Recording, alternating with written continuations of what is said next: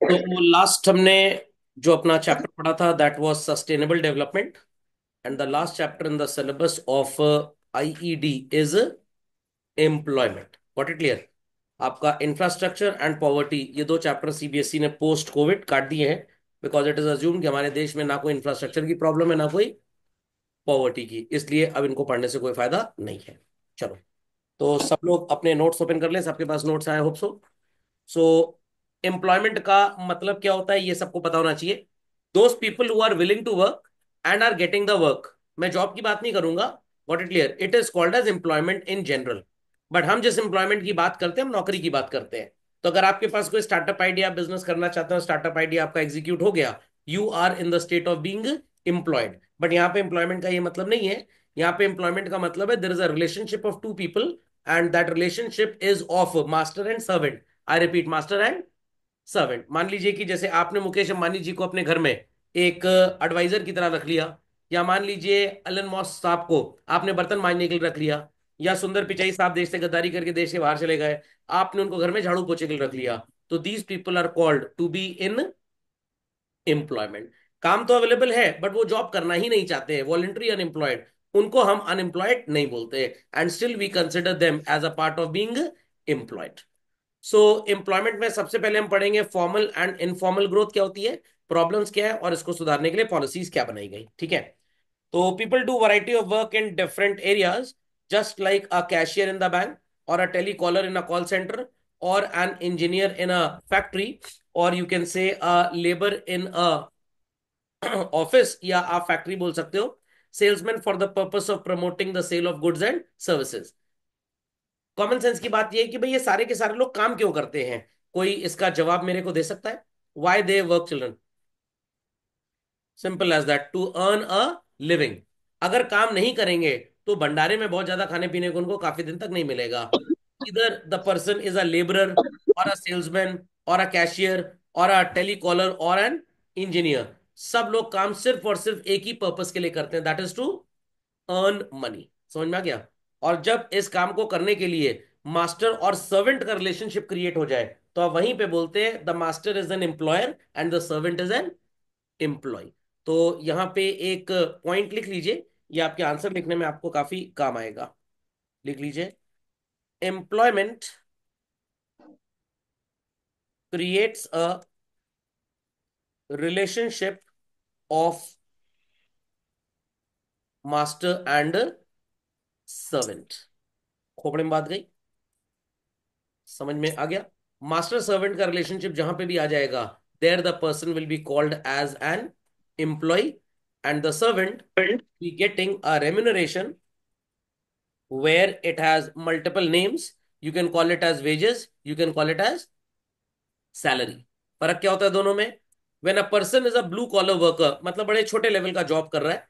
अब आप कहेंगे सर वो हमने शाहरुख खान की रईस मूवी देखी थी, वहां लिखा था कोई भी काम छोटा और बड़ा नहीं होता। अरे वो मूवी है, ये रियल लाइफ है। जहाँ पे आपकी अर्निंग, आपकी डिग्निटी बड़ी लो प्रोफाइल होती है, वहां पे आप जो पैसे कमाते हैं इट इज वेजेस, और जहां पे थोड़ी डिग्निटी बढ़ गई देर इट इज सैलरी। सो जो 500 रुपए पर डे पे वो ईटा और बालू ये सब सानता है, that person is called as a labourer, called as a labourer. और उस बेचारे को जो पैसे मिलते हैं वो वेजेस। अब यही ऑफिस में कोई बढ़िया काम कर रहे हैं, air condition office and all that, थोड़ा हाई फाई प्रोफाइल है उसका, so the person is not called as a labour और a labourer, rather a person is called as an employ, और जो उसको पैसे मिलते हैं that is known as salary. खोपड़े में बात गई? सबको समझ में आ गया? So employment creates a relationship of master and servant. So why to people work, common sense की बात है, to have a sense of accomplishment, कि भाई हमने जो स्किल अपग्रेड की, जो हमने पढ़ाई लिखाई की, वो हमको पूरी तरह से काम आ गई। मान लीजिए कि कोई इंसान एमएससी फिजिक्स का कोर्स कर लेता है। अब ऑब्वियस सी बात है वो ट्रेन चलाने की नौकरी तो करेगा नहीं, वो एजुकेशन सेक्टर में कोई सर्विसेज देगा। या सॉफ्टवेयर इंडस्ट्री ने उसको पकड़ लिया कि भाई हमें साइंटिफिक सॉफ्टवेयर बनाने होते हैं तो हमें एमएससी फिजिक्स वाला पर्सन चाहिए। किसी ने मान लीजिए एमएससी स्टैटिस्टिक्स कर दिया, तो उसको भी ये सॉफ्टवेयर कंपनीज पकड़ सकती हैं। या मान लीजिए कहीं वो प्रोफेसर बन सकता है। तो to have a sense of accomplishment, कि हमने जो भी एजुकेशन ली है वो एजुकेशन हमारी अर्निंग कैपेसिटी के काम आ रही है या नहीं आ रही। And second, to meet the requirement of those who are dependent on them. तो अगर आप पढ़ लिख के कल को जॉब करते हैं मान लीजिए, या कोई बिजनेस करते हैं, तो क्या आप सिर्फ पैसे अपने लिए कमाएंगे? Not at all. आपके ऊपर जो लोग डिपेंडेंट होंगे, हस्बैंड वाइफ वगैरह वगैरह, स्पाउस एंड ऑल, उन सबको ये पैसा काम आएगा। तो your employment does not give benefit to you your own one self, rather it gives benefit to all those who are dependent on. कहानी समझ में आ रही है? गूंगे बहरों को छोड़ के बाकी लोग बता सकते हैं। Yes sir. सो वर्कर्स कौन होते हैं भाई? इसमें कुछ फॉर्मूले भी आपको सिखाऊंगा, न्यूमेरिकल्स भी एग्जाम में आ सकते हैं, if not in board then in CUET. Worker कौन होता है? Who are included in workers and who are not included in workers. एक बार एक बच्चे ने क्वेश्चन पूछा था, सर ये जो थीफ होते हैं, क्या ये भी वर्कर माने जाते हैं? बिल्कुल। आप पैसा कैसे भी कमाइए, as per income tax act probably all type of incomes are tax. खोपड़े में बात गई। एक प्रोविडेंट फंड का इंटरेस्ट छोड़ दीजिए, एल्स हर तरीके की इनकम पे भारत सरकार आपसे टैक्स लेती है। तो अगर आपने कोई इलीगल इनकम भी कमाई है, इन दैट केस ऑल्सो अगर पकड़ में आ गए, तो आपको उस पर भी गवर्नमेंट को टैक्स देना पड़ेगा। तो यहां पे आपसे पूछा जा सकता है, विच of the following is not a worker? I repeat, which of the following is not a worker? तो वहां पे मान लीजिए ऑप्शन ए मिल गया थीफ, ऑप्शन बी मिल गया an employ in a corporate sector, option C मिल गया या हैविंग स्टार्टअप, ऑप्शन डी मिल गया नन ऑफ दीज। तो आपका जवाब क्या होगा? नन ऑफ दीज, बिकॉज ये सारे के सारे लोग वर्कर हैं। ठीक है, तो चलिए पढ़ते हैं भाई, वर्कर कौन होते हैं, किसको किसको इंक्लूड करेंगे। देखिए मैंने आपको बोला था ना चैप्टर के स्टार्टिंग में ही, सिर्फ नौकरी करने वाले को हम एम्प्लॉयड नहीं बोलते, एम्प्लॉयमेंट में नहीं बोलते। अगर आप कोई अपना बिजनेस कर रहे हैं, then too it is said you are in the state of being doing some employment. So self employed लोग कौन होते हैं? जो किसी की नौकरी नहीं करते हैं, उनकी अपनी शॉप होती है, अपने प्रोफेशन को वो लोग चलाते हैं। मान लीजिए कि आपने एमबीबीएस का कोर्स कर लिया, ठीक है, और फिर एमएस का कोर्स कर लिया, और आप बन गए व्हाट? डॉक्टर। डॉक्टर बन गए। और अब आपने सोचा कि प्राइवेट प्रैक्टिस में तो भाई बड़ा इन्वेस्टमेंट करना पड़ेगा, करोड़ों रुपए का सेटअप है हॉस्पिटल में, तो चलो कहीं जॉब पकड़ लेते हैं। तो आपको किसी मेदांता फोर्टिस टाइप बढ़िया शोरूम, अरे मतलब बढ़िया हॉस्पिटल में जॉब मिल गया। ये सब शोरूम के बराबर ही होते हैं एक्चुअली में। अगर आंख बंद करके पट्टी लपेट के किसी को ले जाए, अंदर जाके पता ही नहीं लगा पाएगा कि हॉस्पिटल में आया है कि शोरूम में आया है या होटल में आया है। तो there the person will be called as a worker, वो सेल्फ एम्प्लॉयड की कैटेगरी में नहीं जाएगा। समझ में आ गया? अब वो टेम्परेरी है कि हेल्पिंग है कि कैजुअल है कि परमानेंट है, ये धीरे धीरे करके आप पढ़ेंगे। बट आपने सोचा नहीं, हम एक अपना क्लिनिक सेटअप करेंगे, और सवेरे 10 बजे से 2 बजे तक, और शाम को 5 बजे से 9 बजे तक वहां पे बैठेंगे। और दिन में क्या करेंगे 2 से 5? अरे खाना खाएंगे, खर्राटा मार के सोएंगे, और भी काम है डॉक्टर के पास। तो हम ये काम करेंगे, अपनी क्लिनिक अपनी प्राइवेट प्रैक्टिस चलाएंगे, so that doctor is called as self employed. समझ में आ गया? आपने कोई सोल प्रोप्राइटरशिप बिजनेस रजिस्टर कराया, पार्टनरशिप, और आप वहां पे बिजनेस करने लग गए, तो still you are called as what? Self employed. तो आपको दुनिया में जितने भी ये शॉपकीपर्स नजर आते हैं, all of them are what children? Self employed. Temporary workers कौन होते हैं? ये जनरली काम पे जाते हैं और कभी कभी एब्सेंट हो जाते हैं। तो इनके एब्सेंस में जो इनकी जगह पे काम करने आता है, that person is known as what? Temporary worker. मान लीजिए कि आपके स्कूल में कोई टीचर है, गॉट इट क्लियर, और अब उनके घर में या उनकी अपनी खुद की शादी है। तो उन्होंने स्कूल से कहा कि भाई मेरे को 15 दिन की तो अभी छुट्टी दे दो, फिर उसके बाद मेरी शादी है, और फिर 3 महीना नई फैमिली होगी, सेटअप वगैरह करने में टाइम लगेगा, तो मेरे को लगभग 4 महीने की लीव ग्रांट कर दी जाए। अब बच्चों से क्या कहेंगे कि मैडम जी घर जाकर पढ़ लेना 4 महीना, या शादी में इनको शगुन मत देना। नो। तो टीचर को तो 4 महीने की छुट्टी दे दी गई, इज दैट क्लियर? और उसकी जगह पे एक टीचर हायर किया जाएगा जो बच्चों को पढ़ाएगा। That teacher is known as what? Temporary worker. Is that clear? और मान लीजिए दैट टीचर सेज कि भाई अब हमारी शादी हो रही है एंड हम दूसरे शहर शिफ्ट हो रहे हैं, तो हम छोड़ के जा रहे हैं जॉब। इन दैट केस फिर आपको दूसरे को एम्प्लॉय करना पड़ेगा, and that will be a permanent worker. Okay? So in the absence of some people, those who come in their place are known as temporary workers. इतनी बात समझ में आ गई? अब मान लीजिए आपके स्कूल में एनुअल फंक्शन है, या कोई स्पोर्ट्स इवेंट है, या कोई एनुअल डे वगैरह कुछ ऐसा है, और वहां पे मेकअप पर्सन को बुला लिया गया, किसी स्पेशल कोच को बुला लिया गया, टेंट वाले को बुला लिया गया। ये लोग साल भर के एम्प्लॉयमेंट में नहीं होते हैं, they are called as helping workers. Logic समझ में आ गया? मान लीजिए 15 दिन का कोई बूट कैंप है, जहां हर बच्चे को कोडिंग सिखाई जाएगी। तो कंप्यूटर टीचर को बोला गया we are providing a person to you, जो आपकी या आप इनकी हेल्प करेंगे। तो जो 15 दिन के लिए टेम्परेरी पर्सन आया, जो आपके टीचर की हेल्प कर रहा है, that is known as helping worker. तो आप ऐसा बोल सकते हैं कि मान लीजिए there is an automobile company called as Maruti Suzuki India limited, ठीक है, और वहां पे 2,000 वर्कर्स फुल टाइम 8 घंटे की शिफ्ट करते हैं। अब दशहरे के टाइम पे, दिवाली के टाइम पे बुकिंग थोड़ी ज्यादा है, तो डिलीवरीज फास्ट करने के लिए हमने 15 एक्स्ट्रा ड्राइवर्स रख लिए, क्योंकि प्रोडक्शन तो फास्ट हो ही रहा है, बट गाड़ियों को लोडिंग बे तक लाने के लिए हमको और ड्राइवर्स चाहिए। तो ये जो 15 लोग हैं वो हमारे एग्जिस्टिंग ड्राइवर्स की हेल्प करेंगे बस। फंडामेंटल लॉजिक इज क्लियर, तो they are called as what, helping workers. अभी प्रयागराज सिटी में कुंभ स्टार्ट होने वाला है, 13 जनवरी से लेकर 26 फरवरी तक रहेगा, तो फ्लाइट्स बढ़ जाएंगी। तो एयरपोर्ट पे कुछ लोगों को हमने बुला लिया कि भाई आप थोड़ा फ्लाइट ऑपरेशंस के साथ साथ थोड़ा ग्राउंड स्टाफ की हेल्प कर दीजिए, क्योंकि ग्राउंड स्टाफ के पास काम ज्यादा है। मान लीजिए अभी एक ग्राउंड स्टाफ था, वो एयरप्लेन से लगेज निकालता था, ट्रॉली के ऊपर रखता था कंटेनर पे, और फाइनली डिलीवरी एरिया तक लेके आता था। बट अब फ्लाइट ज्यादा है, तो उस पर्टिकुलर पर्सन के पास बहुत काम है, तो उसने कहा कि मैं ट्रॉली से उतर के पहले लगेज निकालूं फिर ट्रॉली चलाऊं, तो it's a time taking process. तो भाई मेरे को सामान लोड करने के लिए 2 हेल्पर दे दीजिए कम से कम। तो अब इस पर्सन का काम होगा उन दोनों के साथ, ये भी सामान निकालेंगे एयरप्लेन से, वो दो भी निकालेंगे, इन दोनों को क्या बोलेंगे आप, हेल्पिंग वर्कर्स। तो पैराग्राफ आपको मिलेगा और वहां पे आपसे पूछा जाएगा, in the above paragraph which of the people are called as self employed. मान लीजिए मैं ठेकेदार हूं और मेरे को बोला गया है कि भाई आपको प्रयागराज एयरपोर्ट पे 200 कुलीस को हमको प्रोवाइड कराना है, तो आई एम अ कॉन्ट्रैक्टर। तो मैं 200 लोगों को पकड़ूंगा कहीं से, ट्रेनिंग दूंगा कुली का काम क्या होता है, और उनको प्रयागराज एयरपोर्ट पे जॉब दिलवा दूंगा। तो I am running a contract agency of providing people who want job. समझ में आ गया? और ये मेरी जिम्मेदारी हो जाती है कि 200 लोगों को वहां पे टाइम पे सुबह पहुंचाना, उनको बताना उनका काम क्या है, कुछ भी गड़बड़ी होती है तो आई बी हेल्ड रिस्पॉन्सिबल। तो मैंने एक ऑर्गेनाइजेशन खोल ली, संकट मोचन एंटरप्राइजेस। तो I provide these assistant services for providing labourers at the airport. तो I am self employed. Is that clear? अब कुछ मान लीजिए पायलट छुट्टी पे चले गए, भाई उनके घर में शादी है, तो 15 दिन के लिए वो पायलट आएगा नहीं, तो इसके लिए हमने दूसरे पायलट को हायर कर लिया। This pilot is a temporary worker. और वो जो 200 लोग हेल्प करेंगे एग्जिस्टिंग लोगों की, they are called as what, helping workers. खोपड़े में बात गई कि नहीं गई? तो यहाँ पे सेल्फ एम्प्लॉयड एक तरह का बिजनेसमैन हो गया। टेम्परेरी वर्कर्स जो होते हैं इनको अंग्रेजी में बोलते हैं एडहॉक वर्कर। व्हाट? एडहॉक, ये एक लैटिन वर्ड होता है कि इनको कोई भी एम्प्लॉयमेंट में सैलरी नाम की जो चीज मिलती है उसके साथ प्रोविडेंट फंड का बेनिफिट, एम्प्लॉय स्टेट इंश्योरेंस का benefit, maternity benefit, then gratuity का बेनिफिट, कैजुअल लीव, ये सब कुछ भी ना टेम्परेरी वर्कर को मिलेंगी ना हेल्पिंग वर्कर को। जैसे हिंदी भाषा में बोलते हैं ना दिहाड़ी मजदूर, दिहाड़ी मतलब एक दिन को बोलते हैं, तो बस उसी तरह से टेम्परेरी और हेल्पिंग वर्कर्स काम करते हैं। तो इन दोनों में डिफरेंस समझ में आ गया कि नहीं आ गया? मतलब था बहुत आसान, बट मैंने आपको इतनी ढेर सारी बातें बता दी तो आप कंफ्यूज ना हो। तो जो लोग काम कर रहे हैं वो तो है ही है, उनके ऊपर लोड ज्यादा है, तो उनका लोड ऑफलोड करने के लिए क्या करेंगे, एक पर्सन और लगा लेंगे। जैसे मान लीजिए कि आपके घर में कंस्ट्रक्शन चल रहा है, तो 2 परमानेंट मिस्त्री और 4 लेबर थे।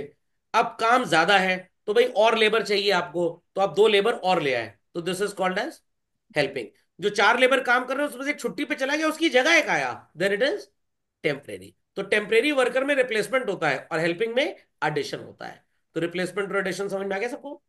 चलिए चलते हैं आगे। किनको किनको वर्कर्स की कैटेगरी में आप इंक्लूड नहीं करेंगे? भाई पहले तो एकदम सिंपल सी बात है, 18 साल से कम वाले और 60 साल से ज्यादा वाले, ये कोई भी वर्कर की कैटेगरी में इंक्लूड नहीं होंगे। So women are not categorized as workers as they are not paid wages in cash, leads to non-recognition of women's work। अब बच्चे बोलेंगे सर ऐसा कहाँ पे होता है? नहीं, ऐसा कहाँ पे नहीं होता है, but most of the places it is seen that women are exploited at work place. Males के कंपैरिजन में उनको सैलरी बहुत कम दी जाती है। ये माना जाता है कि भाई जो इनका मेल काउंटर पार्ट है, जो हस्बैंड है, वो तो कमा रहा ही है। But as per the execution of various employing laws, जो भी हमारे ये workman compensation act, industrial dispute act है, इनके तहत ऐसा कोई डिस्क्रिमिनेशन अलाउड नहीं है। So under estimation of number of women workers in the country, तो इकोनॉमिस्ट आर्ग्यूमेंट करते हैं भाई women should also be called as workers. तो पुराना तरीका ये था कि भाई क्योंकि हम विमेन्स को सही पेमेंट नहीं करते, ये एक्सपेक्ट किया जाता है इंडिया में generally, because we have a concept of patriarchal society. अब सर ये क्या होता है? भाई 2 तरह की सोसाइटीज होती हैं, एक पुरुष प्रधान पैट्रियार्कल और एक महिला प्रधान। समझ में आ गया? अब घर में पापा बात तो मम्मी की मानते हैं, बट जनरली सोसाइटी में माना गया है who will always lead the house, family, society? Always the male person. But वो पुराना थॉट प्रोसेस हो गया, अब ऐसा कुछ नहीं। Nowadays, we can say women participate equally in the workplace as that of male persons. तो ये पुराना थ्योरी था कि विमेन्स को क्योंकि जनरली जॉब के लिए कंसिडर नहीं किया जाता, दैट्स वाई हम इनको वर्कर्स की कैटेगरी में इंक्लूड नहीं करेंगे। बट अब ऐसा नहीं है। Every person less than the age of 18 and more than the age of 60, इनको छोड़ के, और वो जो वॉलेंट्री अनएम्प्लॉयड होते हैं, जो कामचोर नौकरी करना ही नहीं चाहते, बाकी सबको we categorise as workers children, we categorise as what, workers. तो 18 से कम, 60 से प्लस और वॉलेंटरी अनएम्प्लॉयड, इन सबको छोड़ के क्या मानते हैं? वर्कर्स मानते हैं। बात याद रहेगी सबको? बात याद रहेगी भाई? चलिए तो इसको लिख लीजिए चाहे तो, ये शायद आपके नोट्स में होगा नहीं। अगर मैं आपसे पूछूं कि भाई बचपन में आपको जनरली ज्यादातर पढ़ाई लिखाई का कार्यक्रम किसने करवाया घर में, तो आपका एक ही जवाब होगा, मम्मी हाँ। ने कराया। जहां से डांट वाट खिलवानी होती थी, मार खिलवानी होती थी, मम्मी पापा को बुला लाती थी, जैसे कोई भाड़े गुंडे उंडे हैं। इज दैट, देख लीजिए, समझा लीजिए इनको, सुपारी किलर। तो womens are generally considered of doing many activities at home, जिनके लिए उनको पेमेंट नहीं मिलता। तो आप में से कोई भी बच्चा ऐसा नहीं होगा जिसने कभी अपनी मम्मी को 11-21 दिया होगा, आपने हमारे लिए खाना बनाया, 51-101 दिया होगा, आपने हमको पढ़ाया, कभी ऐसा हुआ? क्या मम्मी ने बोला लाओ 50-50 रुपए जमा करो तब रात का खाना मिलेगा? सर ऐसी क्रूर माँ कोई नहीं होती सर। समझ में आ गया? तो भाई ऐसा काम मम्मी कभी नहीं करती। तो मम्मी को भी स्टिल हम वर्कर बोलेंगे, still she is not being paid for these type of works, but still she'll be called as a worker. But economics की डेफिनेशन में, क्योंकि कोई मॉनेटरी कॉन्सेप्ट नहीं है, तो मम्मी का ये योगदान उनको वर्कर कहलाने के लिए फिट नहीं बैठता है। समझे इस बात को? चलिए, ये कौन आंटी जी हैं? ये जिम्मेदार आंटी जी हैं, बच्चा भी टांगी हुई है। ये देखिए, वाह, दुर्गा का रूप है एकदम। दुर्गा के 5-6 हाथ होते थे ना, वैसे ही। So how much is the salary of a women as a nurse, और you can say as a maid, as a driver, as a gardener, as a chef, और as a child care and as a tutor? तो भाई obvious सी बात है, आप बोलेंगे that as a driver इनकी सैलरी थोड़ी ठीक ठाक होगी।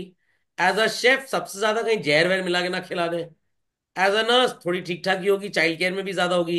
एज अ गार्डनर बहुत कम। एज अ ट्यूटर अगेन ठीक ठाक सैलरी। मेड के तो आप जानते हैं क्या सैलरी वगैरह होती है, तो आपको टेंशन लेने की जरूरत नहीं है। मेड समझते हैं ना? मेड, अरे वो शीला और मुन्नी बर्तन धोने वाली।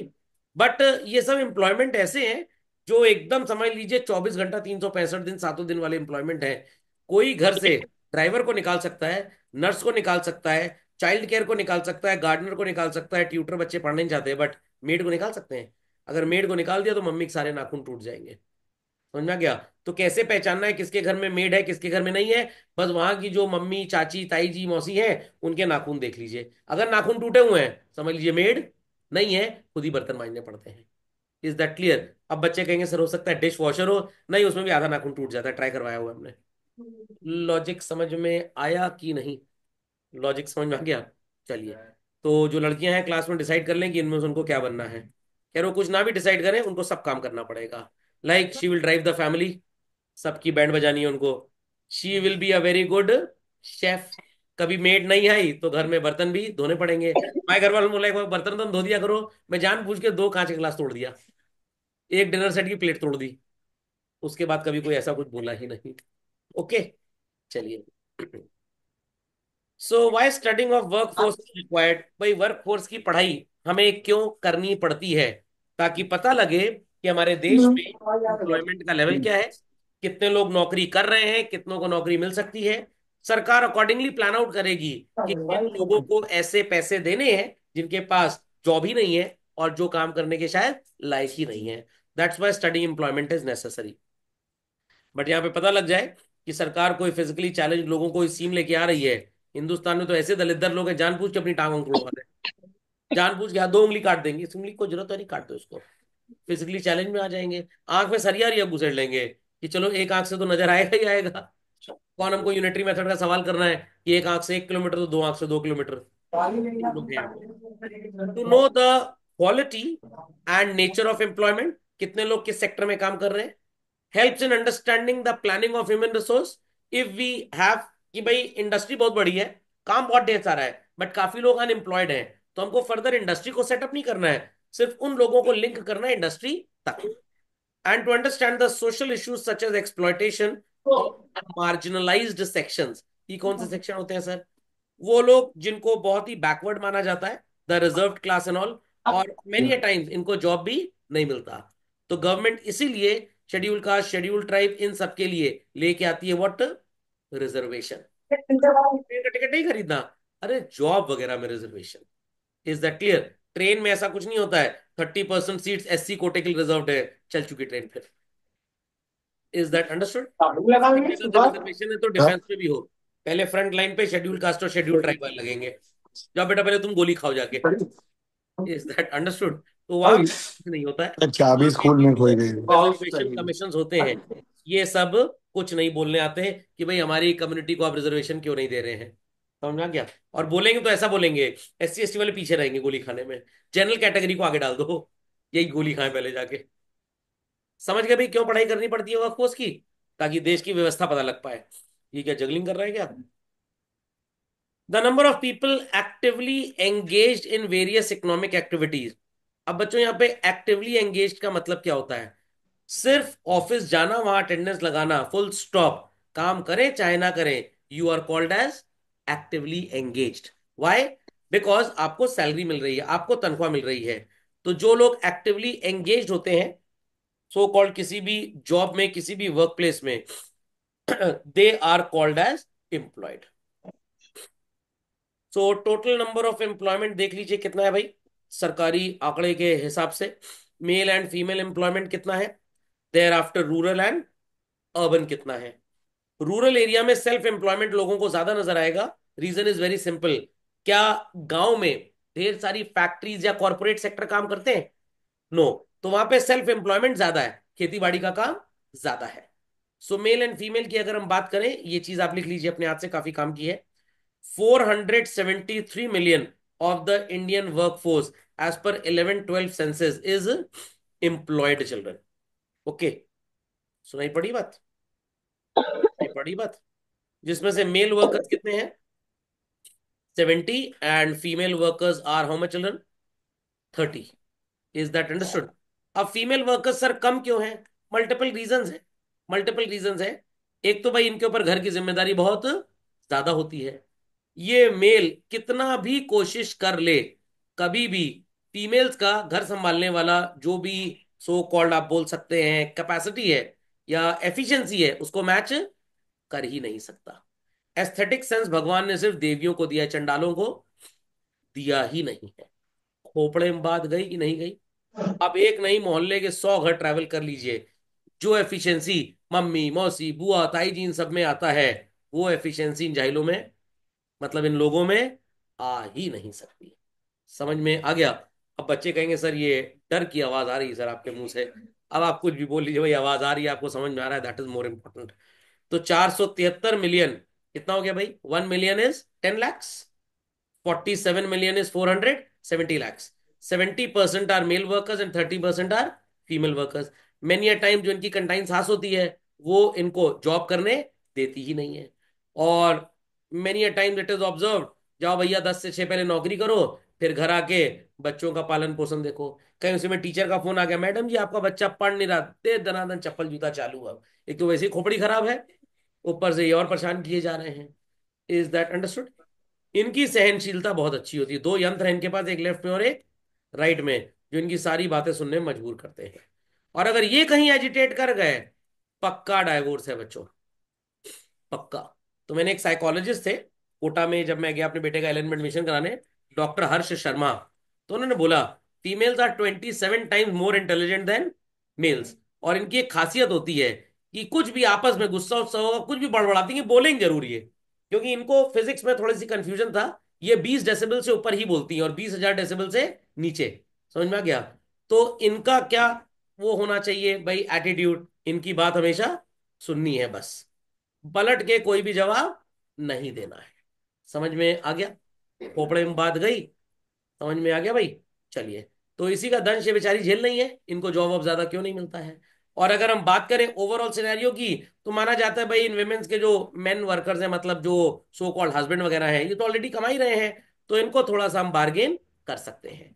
जनरली हमारे इंडियन सिनेरियो में क्या देखा गया है, लड़का मान लीजिए बेंगलुरु में रहता है और लड़की लखनऊ में रहती है। अब लड़की की शादी हो गई तो लड़की को ही लखनऊ से वो छोड़कर कहाँ जाना पड़ेगा, बेंगलुरु। दिल्ली चाहत तो इसकी भी थी कि मैं ही घर जमाई बन जाऊं, बट सोसाइटी ने इतना पैट्रियार्टिकल बना बना के इतना बेवकूफ बनाया है, तुम ही एकदम लीडर हो, तेल लेने गया लीडर। भाई अब ऐसा नहीं चलेगा। अब इतने साल तक बहुएं ससुराल आती थी, अब जो बाहर है लड़का है वो भी ससुराल जाके रहेगा, घर जमाई बनेगा। समझ में आ गया? अरे बहू तो मेल वर्जन बहा, खोपड़े में बात गई। बट पता नहीं सोसाइटी ने ऐसा क्यों कल्चर बना दिया है कि तुम्हें ही सब कुछ झेलना है। खोपड़े में बात गई कि नहीं गई? समझ में आ गया? चलिए। बट मैंने थोड़ा अपने परिवार में इसमें चेंजेस किए हुए हैं। जैसे इलेक्ट्रिसिटी वगैरह का प्रॉब्लम आ जाए तो मैं कटआउट नहीं चेंज करता हूँ। I tell to my wife you see and go there. कि अगर मेरे कुछ हो गया, मैंने मेरी गाड़ी चलानी आती मेरे चलूंगा अस्पताल, तुम लोग गाड़ी चलानी आती नहीं, निपट निपट गए घर में, तो भाई क्या से होगा? समझ में आई बात कि नहीं आई बात? तो मैं एकदम बराबर फर्स्ट प्रायोरिटी। समझ में आ गया? समझ में आ गया? और थोड़ी तारीफ वारीफ करते रहिए तो और एकदम बढ़िया रहता सब कुछ। कभी आपके ऊपर कोई बात आएगी नहीं। अब बस सुनने की एक कैपेसिटी होनी चाहिए। तो अभी आप पढ़ने लिखने वाले लड़के हैं, मैं लड़कों की बात ज्यादा कर रहा हूँ, कल को शादी होगी, हो ही जाएगी खैर। तो ये आदत जरूर मेरी आप याद रखिएगा। जीवन बच्चों आपका टोटल हैप्पीनेस में जाएगा। जहां पलट के थोड़ा सा हमने कोशिश की बोलने की, अभी बोलने की तो मैं बात ही नहीं कर रहा हूं, मैं सिर्फ कोशिश कर रहा हूं। बस चालू धनाधन, एक तो ऑफिस में काम करो फिर सुनो, फिर इन घर वालों किट किट सुनो। यस बॉस, डोंकी और हॉर्स। समझ में आ गया? तो मुंह बंद रखना है बस, अगर जीवन अपना अच्छा चाहते हैं तो। बाकी भाई समझाना मेरा काम था। Life is your risk coverage आपको देखना है कितना लेना है। मेरा गुरु होने का मतलब यही कि सही ज्ञान दूं बच्चों को। सो अगर बात करें भाई अर्बन और रूरल में, तो 75% वर्कर्स इंडिया में कहाँ काम करते हैं, रूरल एरिया में, और 25% अर्बन में। बट अगेन यहाँ पे अर्बन एरिया में प्रॉब्लम क्या है, यहाँ पे लोग कॉर्पोरेट वगैरह सेक्टर में जॉब करते हैं, और नहीं है तो भैया सेल्फ एम्प्लॉयमेंट ले लो, नहीं है तो घर पे बैठो। यहाँ पे घर में कोई नहीं बैठता। क्यों नहीं बैठता? भाई जॉब तो है नहीं। Majority people will work where in agriculture area. तो अगर मान लीजिए आपके पास कोई चाय की दुकान पान की दुकान नहीं है, कोई फैक्ट्री बन रही है, रोड लेइंग प्रोजेक्ट चल रहा है, लेबर का काम नहीं भी मिला, तो हमारा एग्रीकल्चर तो जिंदाबाद है। तो अर्निंग कैपेसिटी इनकी बहुत कम होती है। आपने पढ़ा था अभी लास्ट चैप्टर में कि भाई एग्रीकल्चर का कंट्रीब्यूशन कंट्री में बहुत कम है, प्राइमरी सेक्टर का 17%, याद होगा आपको। अर्बन सेक्टर का कंट्रीब्यूशन ज्यादा है। तो अर्बन सेक्टर में people employed are less but their earning capacity is very high. Rural sector में एम्प्लॉयमेंट ज्यादा है but earning capacity is less. समझ में आ गया? तो टोटल वर्कफोर्स में 70% मेल्स हैं और 30% फीमेल। याद रहेगा 70-30? सर कैसे याद रखेंगे? अरे वो बढ़िया सब्जेक्ट है ना, physical education. Got it clear? 70 number का थ्योरी और 30 नंबर का प्रैक्टिकल। याद रख लेना। 75-25 डिस्टिंक्शन आया 75% पे। तो रूरल वर्कर्स 75 एंड अर्बन 25। याद रख लेंगे, डेटा होगा नोट्स में। चलिए। Why participation of employment in rural area is more than in urban? Simple reason है, एग्रीकल्चरल एक्टिविटीज, और इनको डिपेंडेबिलिटी नहीं है किसी भी चीज के ऊपर कि फैक्ट्री आएगी तो जॉब लगेगा, nothing like that children. So please put this in your note sheet if it is. Rural area में ज्यादा इंप्लॉयमेंट क्यों भाई? Resources are very very very limited, तो इनको ज्यादा पैसा कमाने के लिए मेहनत थोड़ी ज्यादा करनी पड़ेगी। That's the reason why they leave no stone unturned है। एक एक ईटा सीधा करेंगे गाँव में? अरे भैया मेटाफर है अंग्रेजी का। मेहनत ये लोग बहुत करते हैं और इनके पास अपॉर्चुनिटीज भी ज्यादा है कंपेरेटिवली। खेती का सीजन है, प्लॉइंग का, हो गई पूरी प्लॉइंग। अब खाली बैठे हैं तो पोल्ट्री फार्म का काम चालू कर दिया।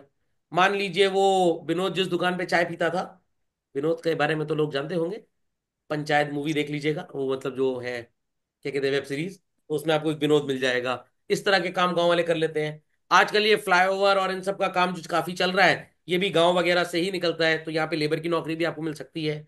तो they have multiple area of employment. As they are not very very very much educated, तो ये शहर तो जा ही नहीं सकते अर्बन वर्कफोर्स को ज्वाइन करने के लिए।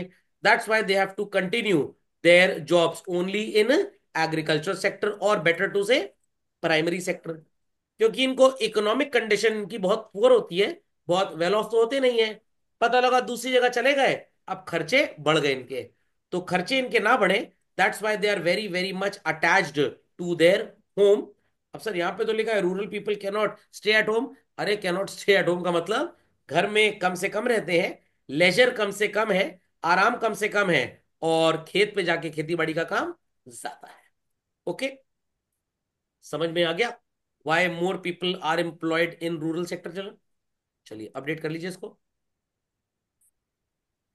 तो everybody understood children what are the reasons for higher employment in rural areas? सबको समझ में आ गया? तो एग्रीकल्चरल एक्टिविटी की वजह से ही ये सारे रीजंस डेवलप हुए हैं। तो आप यहां पे लिख भी सकते हैं, प्राइमरी सोर्स ऑफ, लिख दीजिए एक पॉइंट और, अच्छा लगेगा आपको। Primary source of employment is agriculture. तो अब आप इसमें एक बात ऐसे लिख सकते हैं, लाइक आपकी हेडिंग हो जाएगी प्राइमरी सोर्स, और उसके बाद आप लिख दीजिएगा content, primary source of employment in rural area is agriculture. Is that understood well? समझिए सब लोग। चलिए, सो अर्बन एरिया में एम्प्लॉयमेंट जो भी है उसका रीजन क्या है? More opportunities are there children. Urban area में जो भी लोग हैं इनके पास एम्प्लॉयमेंट अपॉर्चुनिटीज क्यों ज्यादा होती हैं? क्योंकि यहाँ पे मल्टीपल टाइप ऑफ एक्टिविटीज होती हैं। गांव में क्या है, सिर्फ एक एक्टिविटी एग्रीकल्चर, दैट्स इट। यहाँ पे आपको सेकेंडरी सेक्टर मिलेगा, उसमें भी ढेर सारी अलग अलग स्किल्स रिक्वायर्ड है।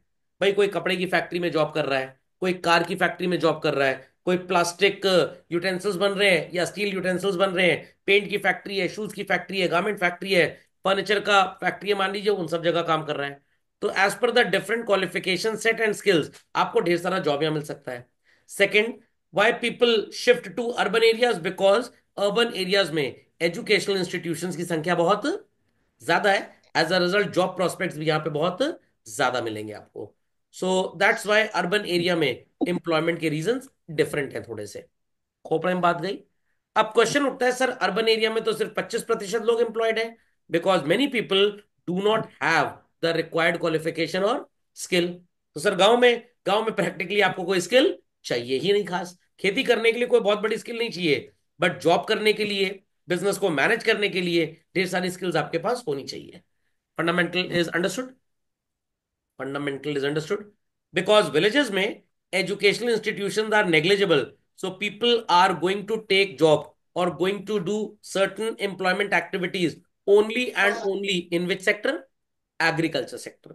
वेरएज हमारे शहरों में क्या होता है भाई, एग्रीकल्चर सेक्टर तो नेग्लिजिबल है, घर में ही किचन गार्डन बना लीजिए, बात अलग है। So people have to compulsorily take education so as to get themselves equipped with required qualification and skills, ताकि उनको जॉब मिल पाए। Update these reasons as well children. So participation of people in employment children, put this heading. ये नाच watch क्यों रहे हैं भाई? ये बहुत इंपॉर्टेंट कैलकुलेशंस है, बड़े काम आते हैं ये। और इसके ऊपर न्यूमेरिकल वैसे तो मैंने आज तक बोर्ड के पेपर में देखा नहीं है, बट सीयूटी वगैरह पूछ सकता है इसको आपसे। So what this actually mean, let's understand. As an indicator which is used to analyze the employment situation in the country, worker population ratio। मान लेते हैं कि हिंदुस्तान की total population as at date 145 crore है। कितनी बच्चों? 145 करोड़। और 45 करोड़ पीपल आर एम्प्लॉयड। तो पता लग जाएगा what percentage of population is working. इनमें 45 करोड़ लोगों में आपने लेस देन 18 को भी छोड़ दिया है एंड मोर देन 60 को भी छोड़ दिया है, सिर्फ बीच वाले कंसिडर्ड हैं। Is that clear?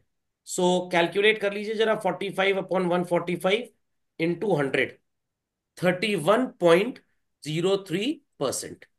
समझ में आ गया?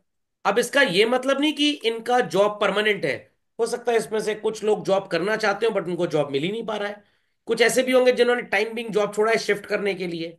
तो इंटरनेशनली अगर कोई कंपनी इंडिया आना चाहती है और उसको पता लगे कि इंडिया में worker population ratio is 31%, whereas China में इट इज 64%, तो कहाँ पे काम करने वाली आबादी ज्यादा मिलेगी आपको? चाइना। तो ऑब्वियस सी बात है वहां पे आपकी लेबर थोड़ी सी चीप होगी। Fundamental logic is clear. But presently scenario उल्टा है। वन चाइल्ड पॉलिसी थी उनकी 1970 में, फिर 2015 में बोला कि दो ही बच्चा पैदा करो। मान लीजिए 2015-16 में दो दो बच्चे सबने पैदा कर ही लिए फॉर एग्जाम्पल। अभी वो 9-10 साल के बच्चे हैं, क्या वो जॉब के लायक है? तो स्टिल चाइना का वर्कर पॉपुलेशन रेशियो एज पर इंडिया काफी कम है। तो मान लेते हैं कि वहां का वर्कर पॉपुलेशन रेशियो 12% और इंडिया का 31.03। तो कोई भी मल्टीनेशनल अपना प्लांट कहाँ पे लगाना चाहेगा? इंडिया और China? India, because worker population ratio अगर ज्यादा है तो आपको वर्कर्स की अवेलेबिलिटी भी ज्यादा मिलेगी। तो वर्कर आपसे जो वेजेस लेगा वो कंपेरेटिवली चाइना के कंपैरिजन में कम लेगा। सो पॉपुलेशन का मतलब तो आपको पता ही है, मेरे को कोई भी बताने की जरूरत नहीं है इसमें। समझ में आ गई भाई बात? फॉर्मूला लिख लिया सबने? फॉर्मूला लिख के इसको नोट डाउन कर लीजिए एग्जाम्पल को, क्योंकि जब आप एग्जाम में वर्कर पॉपुलेशन रेशियो का आंसर लिखेंगे तो ये एग्जाम्पल जरूर दीजिएगा, you will fetch better marks. Let's continue. So advantages of worker population ratio जो मैंने आपको बताया लगभग वही है। It means if the ratio is higher, more people are engaged, and if it is lower, less people are engaged। तो यहां पे आप चीज लिख सकते हैं, it acts as a measure to determine the population available for employment। आपसे exam में भी पूछा जा सकता है, which of the following can be used to determine the working population। तो उसमें मल्टीपल क्वेश्चंस आएंगे, लेबर फोर्स आएगा, वर्कर पॉपुलेशन रेशियो आएगा, वर्कफोर्स आएगा। तो आपका सही जवाब क्या होगा भाई? Worker population ratio. याद रहेगी बात? Written everybody? हायर रेशियो ज्यादा लोग अवेलेबल हैं, लोअर रेशियो मतलब कम लोग अवेलेबल हैं। चलिए, तो डिस्ट्रीब्यूशन ऑफ एम्प्लॉयमेंट चिल्ड्रन, जो लोग कुछ अपना ही बिजनेस वगैरह दुकान वगैरह चलाते हैं, they are called as self employed. Permanent job है, provident fund benefits, gratuity benefits, casual leave, maternity leave, sick leave, medical leave, ये सब कुछ बेनिफिट्स आपको मिलते हैं।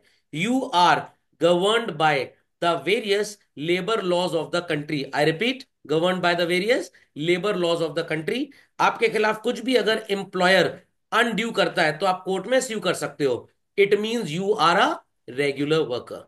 बट जिसको जॉब दिया गया बोल के, भाई तुमको हफ्ते में बस 2 दिन आना है हमारे बच्चों को क्रिकेट की प्रैक्टिस के लिए, that person is known as a casual worker. ये मत सोचिएगा जीन्स ट्राउजर पहन के चलाया तो कैजुअल वर्कर हो गया। कैजुअल की कैटेगरी में ही बच्चों, वो स्टार्टिंग में पढ़ा था ना आज हमने लेक्चर में, टेम्परेरी और हेल्पिंग, वो दोनों कैजुअल की कैटेगरी में ही आते हैं। तो आप कैजुअल की कैटेगरी में जरा उसको लिख लें तो आपको अच्छा लगेगा। राइट डाउन फर्स्ट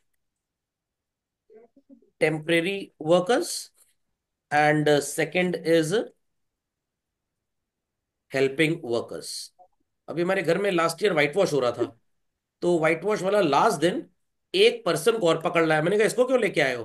कह रहा भैया काम थोड़ा सा ही बचा है, तो आई थॉट कि आज एक पर्सन बढ़ा दें तो काम जल्दी कंप्लीट हो जाएगा।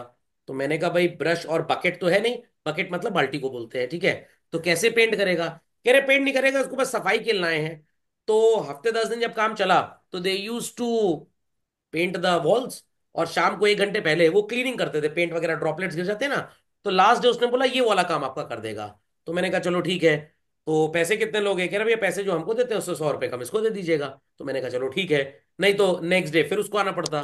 तो that person which he brought with him is known as a helping worker. What? Helping.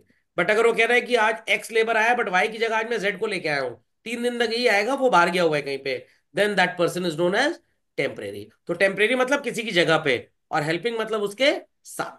तो टेम्परेरी वर्कर्स के केस में आपका जो टोटल एम्प्लॉयमेंट का काउंट है that will remain same, but helping में जो है वो आपका काउंट बढ़ जाएगा। नहीं समझ में आई बात? खोपड़े में बात गई? समझ में आ गया? चलिए, सेक्टर वाइज में सबको पता है तो बताने की जरूरत नहीं है। What is the primary sector, secondary sector and tertiary. Service sector like banking, insurance, warehousing, then आप बोल सकते हैं ट्रांसपोर्टेशन, ये सब किस सेक्टर में आएगा? टर्शरी। फैक्ट्रीज हो गई, शॉप्स हो गई, they all will come in secondary. और जितना भी हम नेचुरल रिसोर्सेज को एक्सप्लॉइट करके एम्प्लॉयमेंट या प्रोडक्टिव एक्टिविटी करते हैं, that is known as which sector? Primary sector. सारे सेक्टर समझ में आ गए? कैजुअल वर्कर्स के 2 टाइप समझ में आ गए? चलिए, लेट्स प्रोसीड। सो एम्प्लॉयमेंट किसका किसका कैसे कैसे है, कौन से होते हैं भाई, ये बता दिया आपको मैंने। रेगुलर वर्कर्स कौन से हैं, सेल्फ एम्प्लॉयड बता दिया। और कैजुअल, कोई महीने की फिक्स सैलरी नहीं होती है, the number of days they will work, the number of days they will get the salary. Okay, जैसे टीचर्स के केस में भी there are casual teachers. Sir casual मतलब कभी आए पढ़ाए, कभी आए नहीं पढ़ाए, नहीं है, ऐसा नहीं है। मान लीजिए कोई टीचर किसी पर्टिकुलर ट्रेनिंग प्रोग्राम के लिए 3 महीने के लिए स्कूल से छुट्टी लेके गया है। अब 3 महीने के लिए हम एक दूसरा टीचर हायर करेंगे, उसको सिर्फ सैलरी देंगे for the number of days they are coming. मतलब टीचर की जो 30 डेज की सैलरी होती है उसमें लगभग 4-5 संडे भी आते हैं। तो ये टेम्परेरी वाले को महीने की सिर्फ 25 दिन की सैलरी मिलेगी। जो provident fund, employee state insurance का बेनिफिट, ग्रेचुटी, मैटरनिटी का बेनिफिट मिलेगा, वो इन सबको नहीं मिलता है। तो कैजुअल और रेगुलर में डिफरेंस समझ में आ गया। चलिए, तो अगर कोई मोमोज का ठेला लगा ले, इन तीनों में से किस कैटेगरी में जाएगा भाई वो? Regular, casual. सेल्फ एम्प्लॉयड या कैजुअल? Self employed. समझ में आ गया। मान लीजिए कि मैंने ही मोमोज का ठेला लगा लिया और मैंने किसी को जॉब दे दिया, परमानेंट जॉब है उसका, सारे नियम कायदे कानून से ही और शी इज कवर्ड, क्या बोलेंगे आप उसको? रेगुलर। बट मान लीजिए फेस्टिविटी है, क्रिसमस आ रहा है, लोग ज्यादा अपने घर से बाहर निकलेंगे, ज्यादा मोमोज वोमोज चबाएंगे, तो बर्तन धोने के लिए मैंने एक और पर्सन को एड ऑन कर लिया। He is known as a homework helping worker. मेरे पास ऑलरेडी 5 एम्प्लॉयज थे। एक कह रहा है भैया जी हमारे घर में शादी है बहन की, हम 2 महीने की छुट्टी पे जा रहे हैं। मैंने कहा शादी की स्वयंवर है, 2 महीने के लिए जा रहे हो? कह रहे हैं थोड़ी और व्यवस्था तैयारी करनी है, दूल्हे को किडनैप भी करके लाना है, लड़के वाले तैयार नहीं हो रहे हैं। मैंने कहा अच्छा ठीक है जाओ। उसकी जगह मैंने किसी को रख लिया जो आज क्लास में एबसेंट है मान लीजिए, so that person is known as what? Temporary worker. समझ में आ गई बात? चलिए, डिस्ट्रीब्यूशन, इसको लिख लीजिए, ये डेटा काम का है आपके लिए। Regular salaried 9%, self employed 56 and casual workers 35। Rural area में सबसे ज्यादा कौन से नजर आ रहे हैं बच्चों? Self employed. अर्बन एरिया में सबसे ज्यादा कौन से नजर आ रहे हैं यहां पे भी? Self employed. समझ में आ गया। 35% आर कैजुअल, यहां पे कैजुअल सिर्फ 15% है। अब इसका एक बहुत बड़ा रीजन है, शायद मेरे को लीगल स्टडीज के स्टूडेंट्स बता पाएंगे। यहाँ पे 9% सैलरीड है और यहाँ पे 42%। भाई कॉमन सेंस की बात है, तो क्या कोई जवाब देना चाहेगा? Why in urban area the casual workers are less but in rural area the casual workers are pretty more? ऐसा क्यों है भाई? कोई बता सकता है? No answers? अरे आसान है भाई, एकदम आसान है। शहर में people are more protected by laws, क्योंकि access to public service of the government is very easy. But गांव वगैरह में इतना आसान नहीं है। क्या हर गांव में आपको डिस्ट्रिक्ट कोर्ट मिलेगा? नहीं मिलेगा। पंचायत ही मिलेगी मैक्सिमम, तो पंचायत वाले भी सब मिले होते हैं साथ में। ओके, शहर वगैरह में क्या पुलिस स्टेशन है, लीगल एड आपको मिल जाएगी, वकील मिल जाएगा, गांव में ऐसा कुछ नहीं होता है। So this is the reason. तो आपको एग्जाम में ऐसा बन के आ सकता है और पूछ सकते हैं, why in rural area casual workforce is more than that in urban area? Comment. तो आपको ये स्वयं ज्ञान लिखना पड़ेगा वहां पे। समझ में आ गया? आईडी में इसलिए बच्चे बहुत फंस जाते हैं, पढ़ के तो जाते हैं बट प्रॉपर रीडिंग करते नहीं है, शॉर्ट शॉर्ट पढ़ के चले आए और वहां पे अब ये सब आ गया, अब क्या लिखें इसके अंदर? फिर कहते हैं हम कोर्ट में केस करेंगे, आउट ऑफ सिलेबस आ गया है, जुपिटर से आ गया पेपर, सैटर्न से आ गया है। तो अगर अकल है आपके पास तो आप लिख लेंगे। सेल्फ एम्प्लॉयमेंट का मतलब समझ गए क्या होता है भाई? गूंगे बहरों को छोड़ के बाकी बताएं। who own and operate an enterprise to earn a livelihood known as self employed। तो सड़क का चाट वाला सेल्फ एम्प्लॉयड है, किसी ने ट्यूशन क्लास खोल रही सेल्फ एम्प्लॉयड है। समझ में आ गया? चोर लोग क्या है सर? वो भी मेरे हिसाब से सेल्फ एम्प्लॉयड। बट मान लीजिए कि दो चार लोग ने मिलके एक रैकेट चला लिया, चोरी चोरी लिमिटेड, एक कंपनी खोल ली, और वहां पे ढेर सारे चोरों को रखा गया, ट्रेनिंग दी जा रही है कैसे आपको चोरी करनी है। समझ में आ गया? तो वहां पे अब उन वर्कर्स को आप सेल्फ एम्प्लॉयड नहीं बोलेंगे, क्या बोलेंगे? क्या बोलेंगे? रेगुलर। सर रेगुलर, इनका पीएफ होगा, इनके इंसेंटिव फिक्स होंगे, 1 करोड़ से ऊपर की चोरी की 2% मिलेगा एक्स्ट्रा आपको। चलिए, 52% of the workforce in India belongs to self employed category. अब ये थोड़ा बढ़ रहा है स्टार्टअप्स की वजह से, and this is the major source of livelihood for both men and women as such. याद रहेगा? तो सेल्फ एम्प्लॉयमेंट कितने प्रतिशत है? 52%। याद रखिएगा, ताश में 52 पत्ते होते हैं ना, जुआड़ी लोग भी सेल्फ एम्प्लॉयड ही होते हैं। चलिए, regular workforce only 18% because this demands good skills and education. India में लोग पढ़ तो लेते हैं बट उनके अंदर स्किल नहीं डेवलप हो पाती है। तो when workers are engaged by someone else और by an enterprise on regular basis, आप इन्हें क्या बोलेंगे? रेगुलर वर्कर्स, और इनकी रेगुलरिटी के रीजंस यही हैं। देखिए मैंने आपको बताया था ना, hired on a permanent basis and gate social security benefits, pension, provident fund. तो एक पॉइंट इसमें और लिख लीजिए,